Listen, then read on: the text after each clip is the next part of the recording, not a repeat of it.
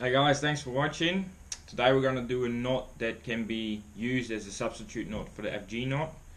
I know a lot of people either have trouble with tying an FG knot or just don't like tying one because it's kind of time consuming. This one is still a reasonably time consuming knot, but not nearly as bad as an FG knot. It's a lot easier to learn, it's also a lot easier to tie, so that will work in our favor. The reason why I like using an FG knot or this particular knot, actually there's two reasons. One is obviously that both knots are very strong, which is probably the key thing. If you tie a knot, you want it to be as strong as physically possible.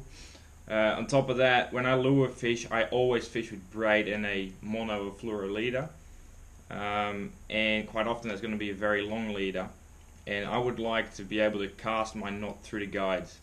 And one of the key advantages of an FG knot, or this particular knot, which doesn't have a name yet, is that the tag end of the leader, which is the thickest part, faces backwards. It faces straight from your leader itself, instead of it falling over like with an Albright knot or an improved Albright knot. I think you call it an Alberta knot. You can see that the tag end faces backwards, and that can quite often get caught on your guides, and if that happens a couple of times, it actually weakens the knot. Albright knot isn't already a super strong knot anyway, but that actually even makes it worse. So I'd like to have a straight tag end. So let's get to the knot. So for when we're tying the knot today, we're going to use 40 pound fluorocarbon and 30 pound braid. That's going to be heavy for certain situations and too light for others. We're starting off with a loop, and then we're going to create a double granny by passing the tag end through the loop twice, as you can see. And then we tighten the loop slightly, not all the way, but just enough to create a figure 8 in which there are 2 gaps, as you can see here.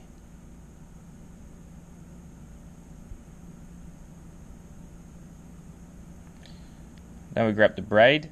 It's a good idea to wet the end of it so it makes it easy to pass it through the leader. We pass it through the first gap that is closest to the tag end, and then we pass it through to the second.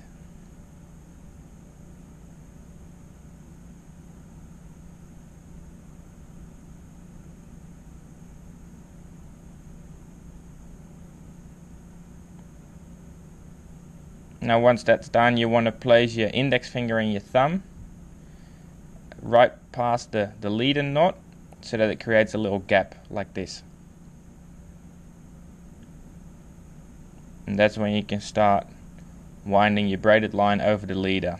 I'm doing it about 8 times. You might want to increase the amount if you have a lighter line, and decrease the amount if you have heavier line. Once you've done the 8 reps, hold it at the top of the 8 reps and make another 8 reps backwards towards the gap.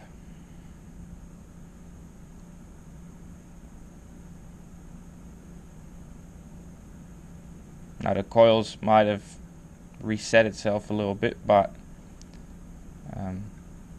just put them back into place and then you can find the gap. Then you put the tag end from your braided line through the gap. And then here's probably the trickiest part, is to find enough space into the gap of the leader. Should be doable. Just wet your leader a little bit. It's hard for me to do on camera, but it's easy enough to do it without the camera. So that's through the first gap, and then pass it through the second as well.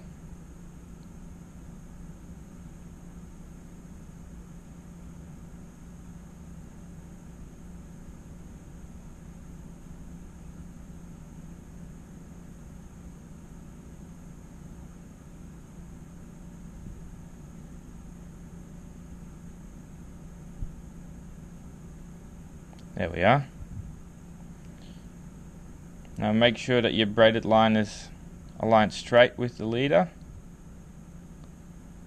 Reduce the amount of coils, don't tighten it. And now it's time to completely tighten your leader knot off. You can use your pliers for that if you want, or a bunch of gloves, or if you're super strong like me, you can just use your hands.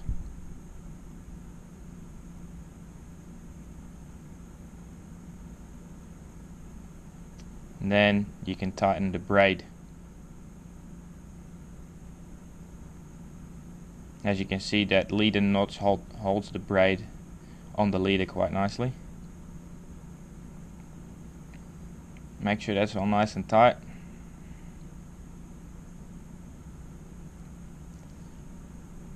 Now this is already a very strong connection, but make sure that it all goes well. You want to tie some half hitches on the braid with the braided tag end. This is very basic, and this is just to ensure that the braid doesn't come loose on the leader. You can tie about 6, 8, 10, doesn't really matter. Minimum amount of 6 would be good. It's good to do them under and over so they tighten each other off.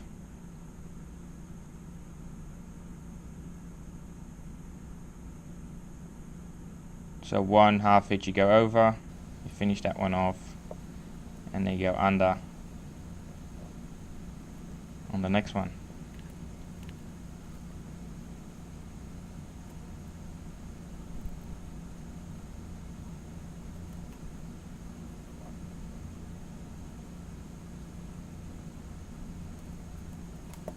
Now if you've done about 6 to 8, it's all looking pretty good. Make sure you tighten everything off a little bit more. I use my pliers here to really tighten the leader off, to make sure that there's no movement in that whatsoever.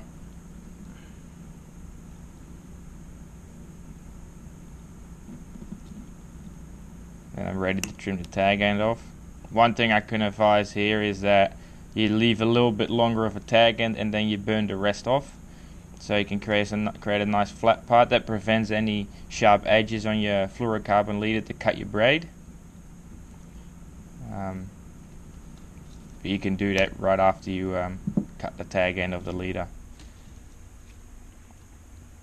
There you have it. These are not very nicely trimmed tag ends, but well, at least you kind of see how it's supposed to be tied off.